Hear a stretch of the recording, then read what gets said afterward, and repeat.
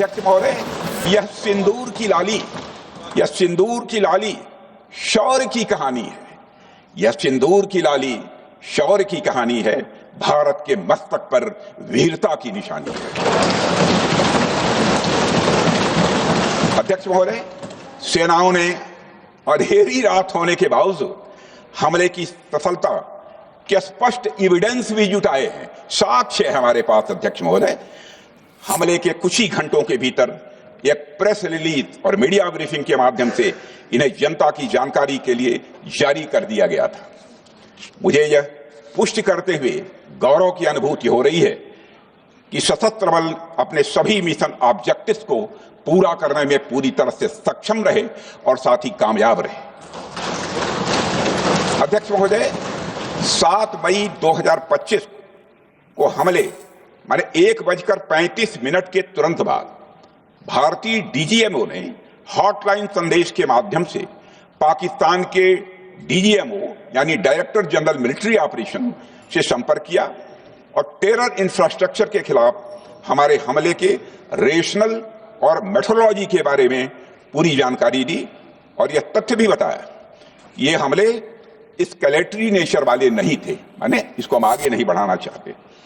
जिन मुहि मारा तिन मुहि मारे। अध्यक्ष महोदय, जिस प्रकार प्रभु हनुमान ने लंका में अपनी रणनीति बनाई थी, उसी प्रकार हमने भी उन्हीं को निशाना बनाया जिन्होंने हमें नुकसान पहुंचाया था।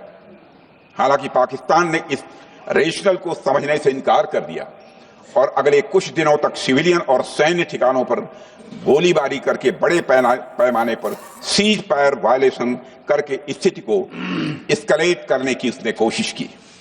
अध्यक्ष महोदय, 7-8 मई 2025 की रात को क्लियरली आइडेंटिफाइड आतंकवाद संबंधी ठिकानों पर हमारे सफल ऑपरेशन के बाद, सफल हमले के बाद पाकिस्तान ने स्थिति को एस्केलेट कर दिया और अनमैन्ड एरियल सिस्टम और अन्य साधनों का उपयोग करके भारतीय वायुसेना के बेसेस, भारतीय वायुसेना के सेंसर्स और सेना के फॉर्मेशन हेडक्वार्टर से लेकर ब्रिगेडों तक पर भी उसने हमला कर दिया।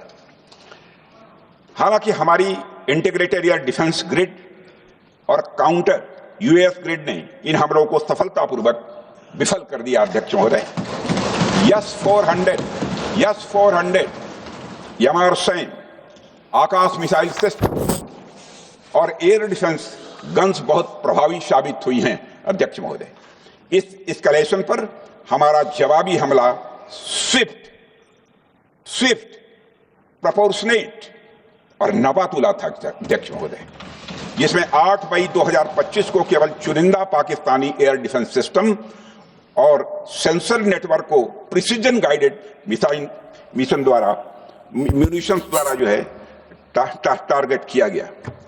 अध्यक्ष महोदय, हमारी कार्रवाई पूरी तरह से सेल्फ डिफेंस में थी, न तो वह प्रोवोकेटिव थी और न तो एक्सपेंशनिस्ट थी। पाक द्वारा ये हमले 7 मई 25 से लगातार चले और 10 मई 2025 को रात लगभग 1:30 पर पाकिस्तान ने बड़े पैमाने पर भारत के ऊपर मिसाइल, ड्रोन, रॉकेट और अन्य लॉन्ग रेंज वेपन्स का इस्तेमाल किया। इसके साथ साथ उन्होंने इलेक्ट्रॉनिक वारफेयर से जुड़ी टेक्नोलॉजीज का भी सहारा लिया। अध्यक्ष महोदय, उनके निशाने पर हमारे भारतीय वायुसेना के अड्डे, थल सेना के एम्यूनिशन डिपोज, हवाई अड्डे और मिलिट्री कैंट थे। अध्यक्ष महोदय, यह कहते हुए मुझे गौरव की अनुभूति हो रही है कि हमारे air defence system, counter drone system और इलेक्ट्रॉनिक इक्विपमेंट्स ने पाकिस्तान के इस हमले को पूरी तरह से नाकाम कर दिया। पाकिस्तान हमारे किसी भी टारगेट को हिट नहीं कर पाया। अध्यक्ष महोदय, और हमारे किसी भी इंपॉर्टेंट एसेट को नुकसान नहीं हुआ है।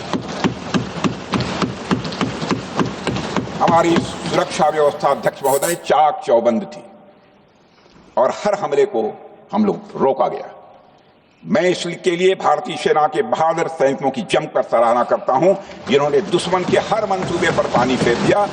और अपने प्रतिपक्ष के मित्रों से भी कहना चाहता हूं, एक बार फिर से भारत के सेना के जवानों का कम से कम मेज थपथपाकर उनका अभिनंदन करिए। बहुत बहुत धन्यवाद। बहुत बहुत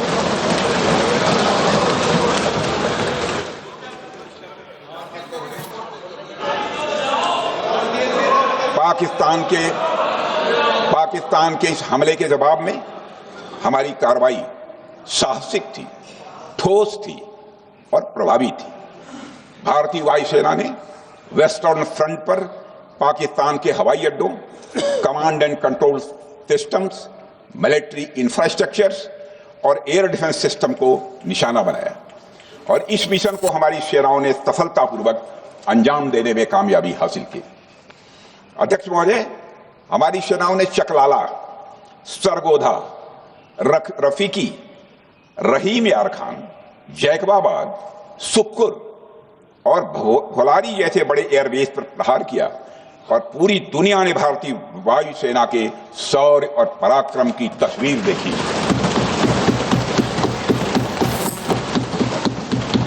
अध्यक्ष महोदय, ऑपरेशन सिंदूर ट्राई सर्विसेज कोऑर्डिनेशन का एक बेमिसाल उदाहरण था।